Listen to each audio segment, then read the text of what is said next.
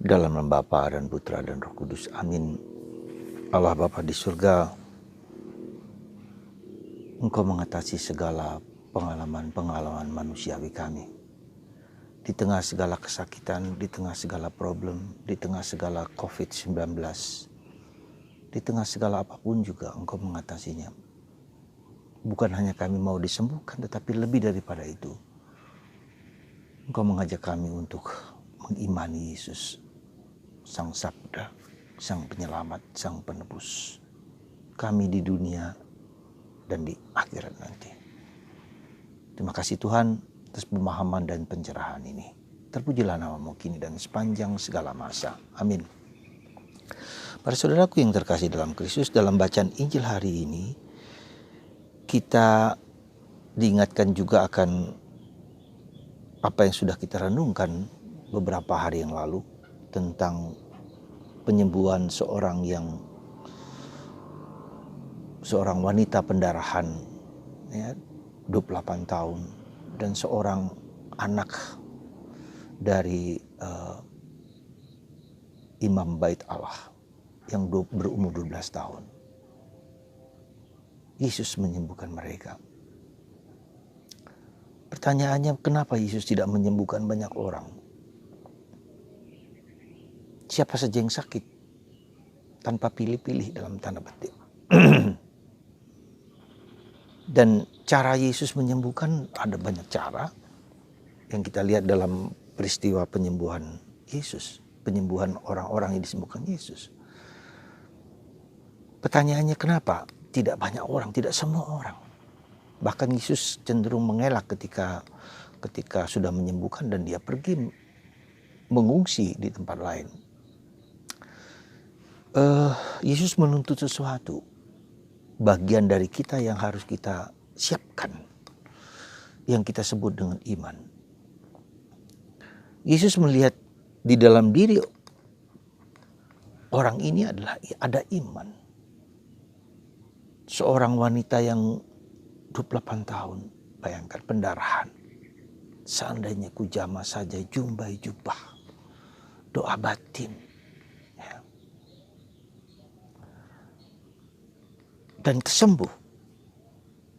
Demikian juga dengan seorang bapak yang minta kepada Yesus untuk menyembuhkan anaknya. Meskipun ada berita bahwa anaknya sudah meninggal. Yesus melihat iman dalam hidup kita, dalam batin kita. Ya, kemarin misalnya dalam penyembuhan Yesus di kolam Bethesda, banyak orang yang berada di sekitar kolam itu. Dan kalau ada air yang memuncrat, ya, maka siapa yang lebih dulu sampai ke sana akan sembuh. Tetapi orang lumpuh ini hampir tak mungkin lumpuh lagi. Ya, dengan matrasnya tempat dia tidur, menanti-nantikan bahwa dia akan disembuhkan, dan tidak mungkin. Pertanyaannya, kenapa Yesus tidak menyembuhkan banyak orang di sekitar itu? Tapi ada satu orang yang mengharapkan itu, dan Yesus mengatakan, bangunlah, bangkitlah, bawalah matras itu, tempat tidurmu itu, dan kau sembuh. Saudara, ada satu yang harus kita katakan, bahwa iman, bahwa kepercayaan kita kepada Tuhan itu adalah sangat dahsyat. Betapa hebatnya kuasa iman yang Tuhan berikan kepada kita itu. Ya. Dan itu dikatakan oleh Paulus dalam surat kepada umat di Efesus. Apakah kita punya iman seperti itu? Dan kemarin dalam bacaan Injil, Yesus tidak melakukan mujizat pun di Nazaret tempat dia lahir. Karena orang hanya sekedar tahu dalam aspek lahiriah Yesus, aspek eksternal Yesus, aspek eksterior Yesus, tidak masuk ke kedalaman. Dan kita lihat begitu banyak orang yang disembuhkan, begitu banyak mujizat yang diberikan, tapi ketika Yesus wafat, berapa orang yang mengikuti dia? Berapa orang yang percaya pada dia? Berapa orang yang sungguh-sungguh berani berkorban untuk Yesus? Ya, bisa dihitung dengan jari. Dan kalau boleh dikatakan, karya Yesus karya yang gagal, karena tidak banyak orang yang percaya kepada dia, bahkan ya lari daripadanya. Ya, jadi itu kita lihat bahwa kesembuhan itu bukanlah satu-satunya dan bukanlah segala-galanya dalam hidup kita. Tidak berarti kita tidak boleh mohon penyembuhan, itu boleh. Tetapi penyembuhan itu harus membawa kita lebih dalam kepada pengenalan dan pemahaman akan pribadi Yesus. Itu yang menjadi dasar kenapa Yesus tidak menyembuhkan semua orang. Ada unsur yang memang harus menjadi peran kita, bagian kita di situ. Ya. Yang harus kita siapkan, yang harus kita perjuangkan, yang harus kita olah, yang harus kita kembangkan. Dan itu tidak hanya pada bagian sisi luar, eksternal. Ya. Pada ritual, pada liturgikal, pada kebersamaan.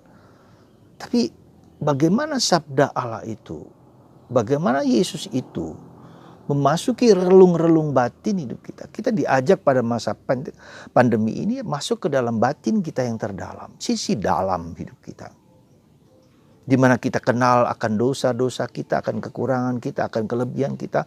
Ya, di mana Tuhan akan membimbing, menuntun kita untuk menyingkirkan segala kerak-kerak dosa, kerak-kerak kesalahan. Tapi juga yang menumbuhkan harapan-harapan dalam diri kita. Ya. Nah, kita bisa disembuhkan, kita mendapat pencerahan dari Tuhan. Ya. Nah, saudaraku terkasih dalam Kristus, itulah yang sebetulnya menjadi menjadi perjuangan kita selama kita masih di dunia ini. Ya. Perjuangan kita untuk memasuki relung-relung batin kita, di mana Yesus berada di pusat hidup kita yang terdalam. Dan itu harus melalui proses-proses yang panjang dan lama. Ya, Santa Teresa dari Avila mengajarkan ada 7 ruangan yang harus dimasuki oleh orang kita. Kita berada di pusat hati Yesus, tapi belum di dalam yang paling dalam di mana Yesus tinggal. Ya, disitulah kita pelan-pelan ruang pertama, ruang kedua, ruang ketiga, ruang keempat, sampai ruang ke-7. Dan itu harus dilalui. Itulah iman, proses iman. Itulah purgatori ya di dunia. Ya, nah disitulah maka bagaimana caranya Tuhan melakukan itu, yaitu dengan memberikan kepada kita mungkin kekeringan, memberikan kepada kita kehampaan, memberikan kepada kita ketiadaan. Ya, bahwa segala sesuatu yang bukan Allah itu harus kita buang, segala sesuatu yang bukan Allah, dan kita harus lepas bebas terhadap segala sesuatu itu. Nah, saya melihat bahwa pandemi ini adalah cara Tuhan untuk memurnikan, sekali lagi, cara Tuhan untuk memurnikan dunia. Bukan hanya Indonesia, seluruh dunia. Maukah kita dimurnikan? Mau kita mengalami purgatori, mengalami proses penyucian dan pembersihan. Penyucian dicuci dulu, tapi juga disucikan, dibersihkan. Nah, proses inilah yang sebetulnya diminta oleh Tuhan pada kita pada saat-saat seperti ini. Ya, sekali lagi, Anda mau, kita mau atau tidak. Maka saya kemarin dalam renungan saya, mari kita bersembunyi dalam Tuhan. Ya. Kita memasuki batin kita, karena itu membutuhkan waktu yang dalam 28 tahun, bayangkan. Orang pendarahan itu kan suatu proses yang panjang.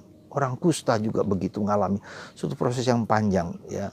Orang Israel ketika masuk ke tanah perjanjian 40 tahun, saya ulang-ulang mengatakan. Jadi ada suatu proses yang panjang.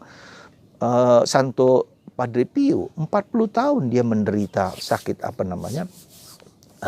sakit stigmata, dan itu sungguh-sungguh sakit, bengkak dan seterusnya. Dia diajak untuk mengalami penderitaan Yesus. Ya, ada satu cerita kecil, bukan kecil tapi juga besar. Ada seorang pemuda yang bernama Giacomo pada zamannya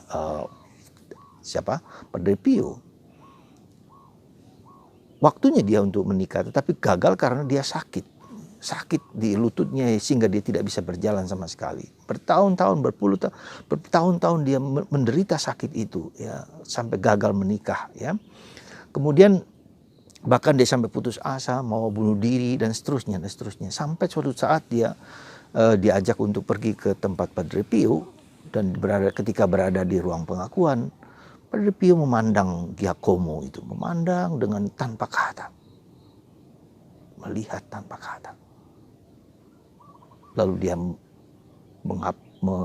dengan proses pengakuan dosa, diberkati, Lalu dia pulang dengan harapan dan mengatakan bahwa dia sakit seperti itu. Setelah pulang ke rumah, saudaraku terkasih, apa yang terjadi? Sakitnya tidak disembuhkan, tapi pikirannya disembuhkan. Dia mengatakan, aku ingin menjadi rasul untuk orang-orang yang menderita. Tuhan mengubah mindset kita. Dan dia sungguh-sungguh ketika Padre Pio meninggal dan dia terus-menerus, dia tetap ada di kursi roda. Dengan penuh sukacita, dengan penuh kegembiraan, dia menolong orang-orang untuk menerima penderitaan sebagai suatu penderitaan dan bersyukur dengan penderitaan itu untuk kuat. Jadi kalau dikatakan dengan demikian mau mengatakan bahwa penyembuhan, kuasa penyembuhan itu perlu dan penting. Tetapi bila tidak, jadikanlah penderitaan itu menjadi suatu kekuatan untuk pelayanan bagi orang lain. Maka saudaraku terkasih dalam Kristus, ya kita bersyukur bahwa kita diingatkan bahwa penderitaan adalah suatu yang harus kita mohonkan untuk dibuang. Tapi bila tidak, jadikanlah penderitaan itu menjadi kerasulan. Masalah penderitaan itu salib, masalah, problem kehidupan, kita terima dengan penuh syukur dan kita berdoa untuk orang-orang lain. Kita ingat Bunda Maria Dolorosa. Pada masa pada masa pandemi ini, mari kita mohon kepada Maria Dolorosa, Bunda yang berduka cita, Bunda yang bersedih, Mother of Suffering, Bunda of Suffering, penderitaan. Mari kita berdoa untuk orang-orang yang menderita supaya diubah cara pikir, cara pandang, cara hidupnya.